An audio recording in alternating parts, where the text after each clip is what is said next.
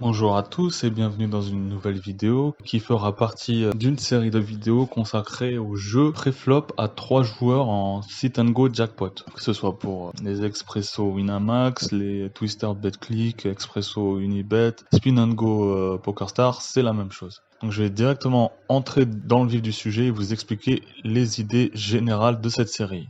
Donc dans cette série, on va donc se concentrer sur le jeu préflop. Et pourquoi le jeu préflop? Parce que si on joue bien préflop, on se facilite la vie post-flop. En effet. Euh, Souvent les erreurs qu'on fait post-flop, donc à partir du flop, c'est souvent du fait qu'on a fait une erreur avant le flop. On a call une range dominée et on se retrouve dans une situation compliquée. Donc pour éviter ça, il va falloir travailler notre jeu préflop.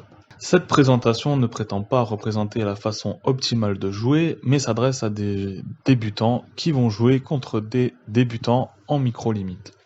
En effet, j'ai créé ma stratégie pour jouer contre des débutants. Donc il ne faut surtout pas penser qu'on peut appliquer cette stratégie à toutes les limites. Et aussi, elle est vraiment adaptée là pour les expressos. Elle n'est pas adaptée à d'autres formats comme le cash game ou les tournois où là, ça sera mais complètement différent. La stratégie sera totalement différente. Donc ma stratégie est débattable et n'est pas à suivre bêtement sans comprendre. Je ne suis qu'un débutant passionné qui est gagnant en micro-limite et toute critique est la bienvenue si elle est constructive. J'ai vraiment réalisé une stratégie qui est propre. Je ne vous dis pas que vous devez l'appliquer bêtement. De toute façon, si vous comprenez pas ce que vous faites, c'est jamais bon. À n'importe quel jeu, quand on a une stratégie, il faut vraiment comprendre pourquoi on fait les choses. C'est jamais bon de suivre bêtement un plan d'action. Je ne dis pas que ça va pas fonctionner, mais je dis juste que c'est toujours bien de comprendre pourquoi pour pouvoir s'ajuster. Et le résultat sera toujours meilleur que si on ne comprend pas. Donc il faut toujours essayer de comprendre ce que l'on fait. L'adaptation est la clé en micro-limite car nos adversaires vont faire des erreurs grossières. En effet, en micro-limite, les joueurs font vraiment des très grosses erreurs pré-flop. Par exemple, si vous faites tapis, ils vont souvent call des ranges complètement dominés. Vous allez voir des valets 10 que des gens vont call au-dessus de 20 blindes. Donc, faut vraiment oublier les ranges préétablis et s'adapter à l'adversaire aussi. Parce que, par contre, on aura des adversaires aussi qui vont call que les meilleures mains aussi. Donc, vous avez vraiment les extrêmes à ces limites-là. Donc, il faut vraiment vous adapter à l'adversaire. Par contre, comment faire si on n'a aucune information? Ben, moi, en gros, ma stratégie, quand je n'ai aucune information, ben, je joue ABC. En value principalement, et je fold sur des gros sizing. Si un adversaire a fait un très gros sizing pré-flop, ben là je vais considérer qu'il a vraiment les meilleures mains. Alors après, bien sûr, hein, comme je l'ai expliqué dans ma vidéo sur les joueurs agressifs, si l'adversaire commence à faire ça à des très grosses fréquences, et ben là on va s'adapter à cela. Mais sinon, sans information, on va considérer que ces gros sizing représentent des grosses mains. Alors, maintenant on va venir au sujet de la vidéo, le jeu au bouton. Alors au bouton, on va vouloir jouer une range plus forte que nos adversaires en 3-way. Car le field donc c'est l'ensemble des joueurs d'une limite dans un jeu de poker. Le field joue trop de mains et des mains donc qui seront dominées. Souvent vous verrez des adversaires qui vont se retrouver avec des 3-2, des 4-2, des 5-2, des 6-4, qui sont même pas suités, enfin de la même couleur. Donc vraiment, vous avez vraiment envie de jouer contre des adversaires qui en plus, souvent quand ils jouent des ranges dominées, du coup pour eux une seconde paire c'est vraiment incroyable. Donc on va pouvoir value ce type de joueur. On va vouloir relancer deux blindes toutes les mains qu'on va relancer. Et on va privilégier des mains jouables. Alors déjà pourquoi tout le temps deux blindes? Mais parce qu'on veut pas être prévisible, contrairement à nos adversaires qui vont changer, qui vont une fois ils vont juste payer et d'autres fois ils vont relancer. Et une fois ils vont relancer deux blindes et une autre fois ils vont relancer 3.5 et une fois ils vont relancer 4. Donc nous on veut pas être prévisible. On veut pas être prévisible. Donc il faut toujours, surtout au bouton, dans d'autres positions on va voir qu'on peut soit payer juste ou soit relancer. Mais pareil, hein, faudra juste, par contre, quand on relancera, on n'aura qu'une taille de mise. Hein, mais sinon, on va vouloir au bouton avoir qu'un sizing pour nos relances, qu'on appelle aussi open. Pour nos open, on veut avoir qu'un sizing, qu'une taille de mise. pour que nos adversaires ne puissent pas savoir ce que l'on a. Alors après, on va relancer moins si on a un joueur aggro qui fait tapis souvent à notre table. Donc que ce soit en small blind ou en big blind, dans ce cas-là, on va vraiment réduire les mains avec lesquelles on ne peut pas payer un tapis.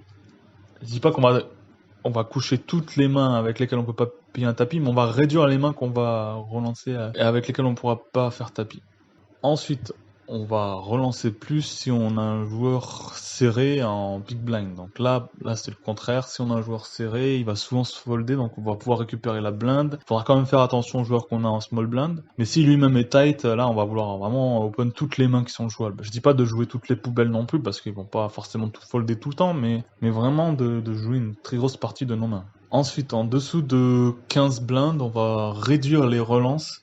Et on va faire tapis avec toutes les mains qui se jouent pas bien post-flop, mais qui sont EV+. Donc EV+, ça veut dire que de toute façon, peu importe ce qui se passe, elles vont quand même rapporter de l'argent. Donc c'est principalement des as. J'ai mis as moyen, on peut aussi le faire avec des petits as.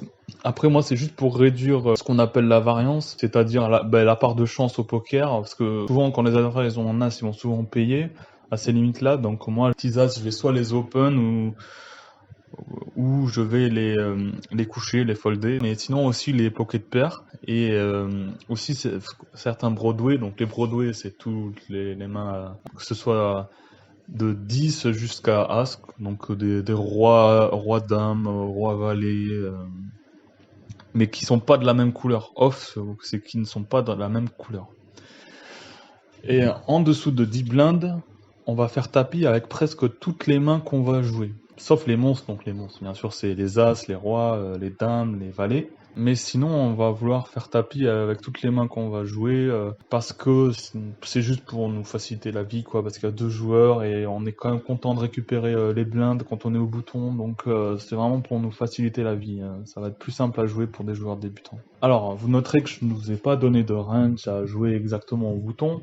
Je vous conseillerais quand même quand on est au-dessus de 20 blindes, de jouer tous les as, les rois, et de pas descendre en dessous de roi 8. Et après, dame 9, valet 9, 10 et 9. Et là, je parle des mains qui sont pas de la même couleur. Et pour les mains de la même couleur, vous pouvez faire quelque chose comme dame 6 suité, valet 7 suité, ou valet 8, ça dépend. Enfin, 10 et 8 suité, 9 et 8 et 9 et 7 suité. Après, voilà, moi, je vous dis, je ne suis pas un fan des ranges préétablis. Il faut toujours s'adapter à l'adversaire que vous avez en face. Donc, faut vraiment construire vos ranges selon ce que vous aussi, vous pouvez jouer post-flop avec les mains avec lesquelles vous vous sentez à l'aise. C'est ça aussi un des points importants de cette vidéo, c'est de vous dire que faut pas vous sentir obligé de jouer une main, hein. Surtout si vous êtes débutant ou vous avez le temps de progresser. Vous pouvez petit à petit jouer des mains que vous n'êtes pas trop à l'aise, mais au début, vaut mieux jouer les mains surtout avec lesquelles vous êtes à l'aise, et surtout contre des joueurs agressifs. Pas vous mettre dans des situations compliquées, donc privilégiez. Donc c'est la fin de la vidéo. Si vous l'avez appréciée, je vous invite à me donner un like et à vous abonner à ma chaîne, et je vous dis à bientôt pour la suite de cette série.